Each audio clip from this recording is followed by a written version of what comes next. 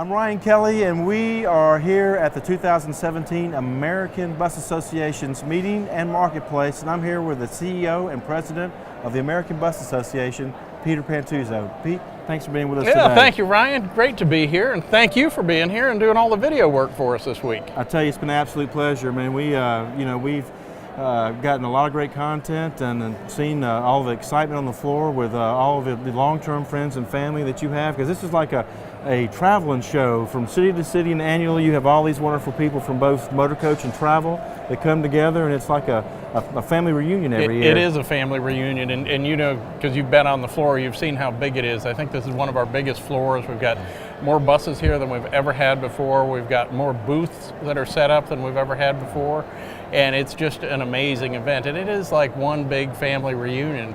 You know, people here to do business as well, and one of the reasons that they come to ABA's annual meeting and marketplace is because they do so much business. The other thing is that we're really proud of, and I'm sure we'll talk about it a little bit, is it's more than just marketplace. You know, for 40 years we've done our travel industry marketplace, but now this is a place where all the industry comes for everything they're interested in. Absolutely, and you know, we're here in Cleveland, Ohio.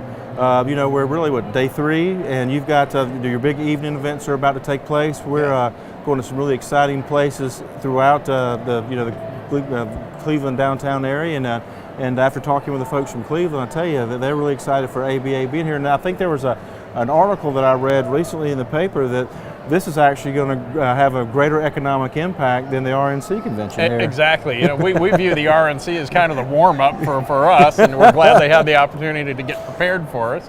But we are a different economic model. I mean, not only do we bring thousands of people into the city just for the 5 or 6 days that we're here, but our bus operators and our tour operators, once they see the city, have an opportunity to bring people back over and over and over again. And I was with the mayor of Cleveland last night and had an opportunity to talk to him, and yesterday was with David Gilbert, who heads up their CVB and their sports commission, and they were, as you said, very, very excited about the economic opportunities. You know, when we come into a city as a convention alone, we leave millions of dollars behind, and it's an economic impact of probably 6 or 7 million that takes place here.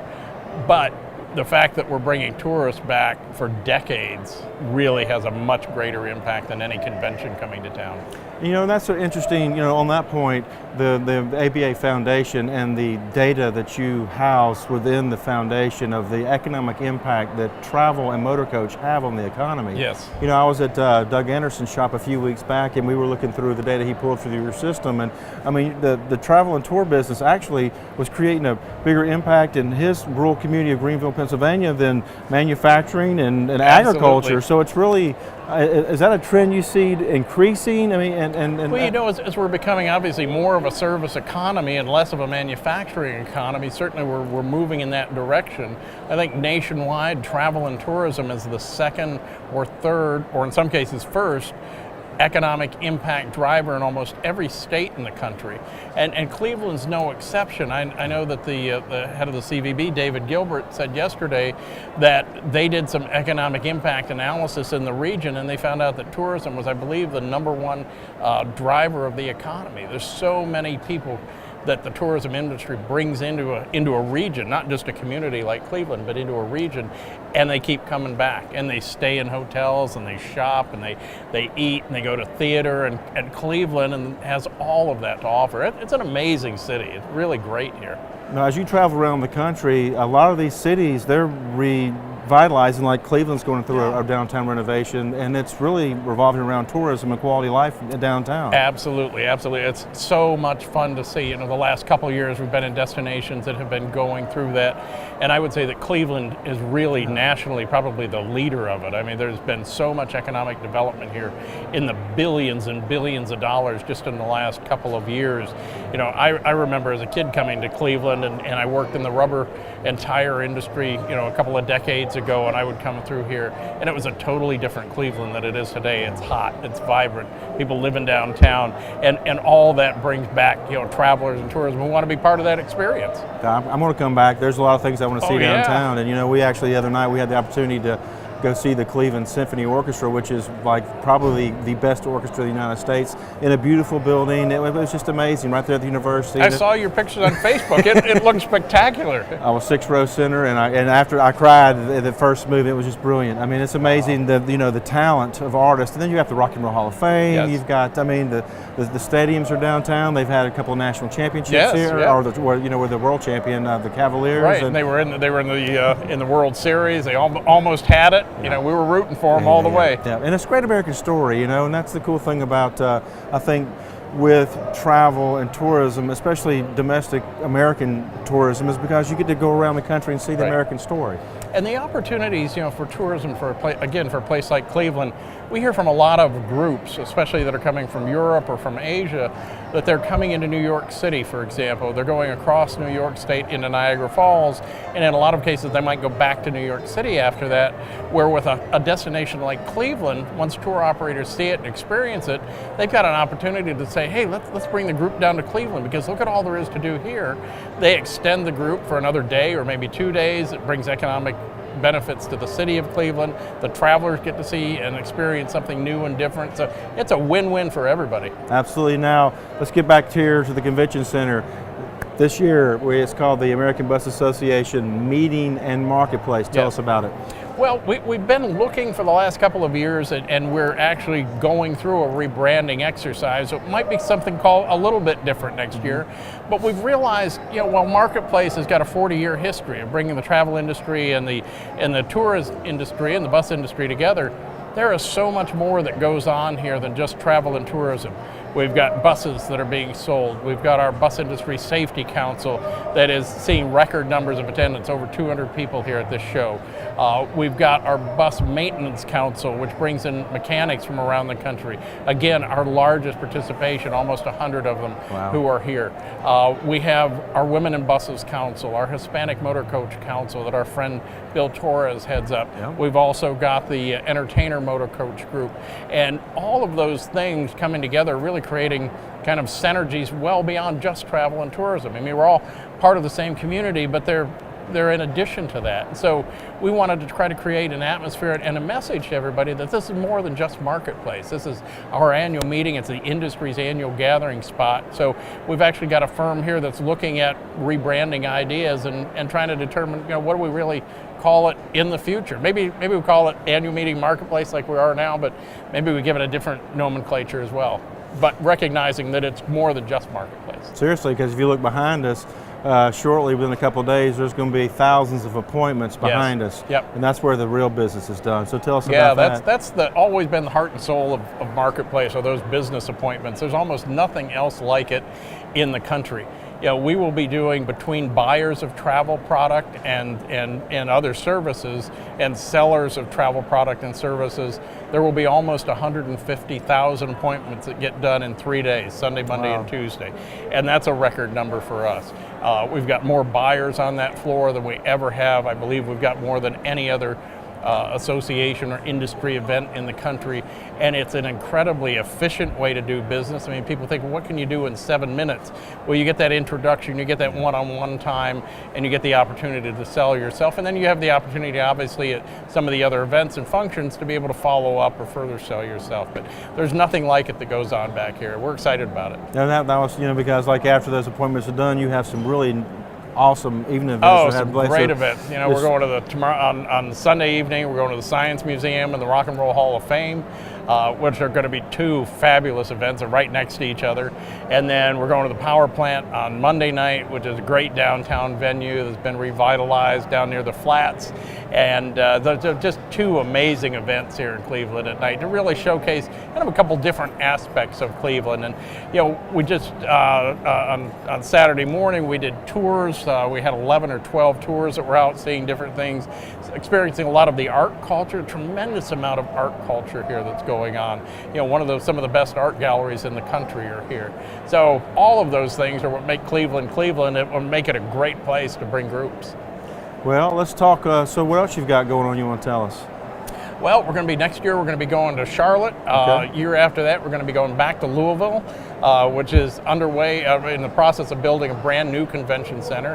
And then after that, we've got 3 or 4 places that we're actually talking to and working with. And we've got a lot going on in 2017 just as an organization. We've got a new president about to take office. Yeah. We've got new leadership, obviously, at the different departments and agencies.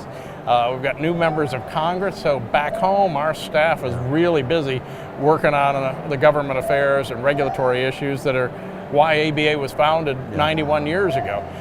We've got a strong communications program with some new communications products coming out, and we've got a lot of training materials that we're working on that are going to help operators, as well as the ability to help operators, travel members, and other suppliers with crisis management whenever a crisis pops up. And it's interesting because you're going to have a lot of buses going into the city for this inauguration, and talking to a lot of your operators, the elevated training and reassessment of communicating with their people as they go into the city, and it's amazing how that's evolved since 9/11 and how we have so much better information. And it's a different world, as you point out. Security is really a big concern, but that's a big issue that we're working on right now. We know there are going to be thousands of buses in on the 20th of January for the inauguration. On the 21st, there are going to be thousands of buses for the Million Woman March. Yeah. And then the week after that, the Right to Life March takes place, and there's going to be, again, thousands of buses coming in. And I was just on the phone earlier today with the head of the DC Metro, which is our transit system and train system, because Metro has somehow decided that buses should not be allowed to park in their stations and should not even be allowed to drop off customers in their stations. Wow. So we're more than frustrated. We've gotten a couple articles in national newspapers. We were in the USA Today the other day talking about that and how unbelievable it is that they would keep the bus industry from dropping passengers off to the metro system. It's a public system funded with federal tax dollars. We all pay for it. Yeah. We ought to be able to drop our customers off there. Absolutely, and I'll tell you, one of my favorite things to see in DC is when you're down there at the mall, all those colorful buses that thousands annually that generate millions of dollars for the DC economy. Travel and tourism is the first or second economic driver there as well. It's just amazing. All right, so let's talk about BusPAC. You've got that going on as well. Tell us about it. Yeah, BusPAC is our political action committee, and so people think, well, political action committee, they have a funny connotation of what that might be, but it's just the ability to raise money from individuals like yourself or myself, people that want to contribute to the political process, and the Political Action Committee, or BusPAC, has the ability to collect those checks or monies from individuals. It can be $5, $10, can be more than that.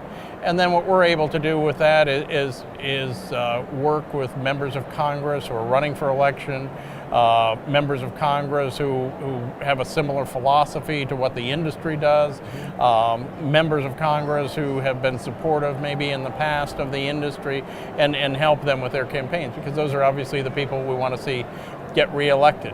And it's been very, very successful. It's an integral part of our government affairs and policy efforts in Washington. You're going to have another fly-in this year? We are, yes, on May 4th. So anybody who's got some time on their hands, May 4th, it's a Thursday, we're doing a fly-in, visits up on Capitol Hill, and we'd love to have a couple hundred people come in and participate in that and make their voice heard. And especially with this new Congress and new administration, we've really got to get our voice out there, because there's a lot of people that just don't know who the bus and travel and tour industry is. Now, and you've been doing this a long time. You've testified on Capitol Hill. You work you're very integrated in it. It's important for people to spend a little time working with their politicians. It is, and we love what we do, and I love going up to Capitol Hill, and our government affairs staff loves doing that.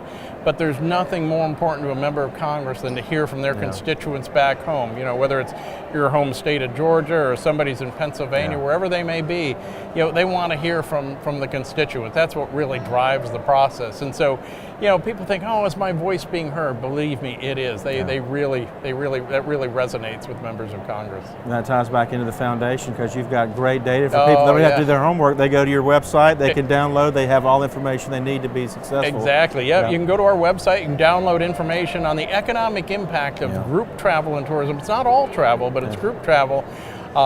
In your state, in your local area. We can do it by congressional district. You can give us zip codes, and we can do it by specific geographic areas. And again, it goes back to the conversation about the economic impact of travel and tourism. It's absolutely huge. It's in most states it approaches or exceeds $1 billion. Yeah. Nationally it's in the hundreds of billions of dollars, and it's a huge economic driver. You just go to our foundation website and download that. Our foundation's doing fantastic under the leadership of Doug Anderson from Anderson Tour and Travel. And one of the things that Doug talked to the board about this year was the 20 scholarships that we award. We should up those scholarships from $2,500 each to $5,000 each. So this year, in total, we're giving away about $100,000 in scholarship money. And the members should remember that it's available to any employee of any company who's an ABA member. So of the 3,800 members we have, all of the employees for all of those companies, their children are eligible to apply for those scholarships. And they can do it now through April. We are here at the American Bus Association meeting in Marketplace 2017, and we're on the bus with the CEO and President, Peter Pantuso. Pete, thanks for taking the time with us today. Thank you, Ryan. Good to be with you, man. Have a good day.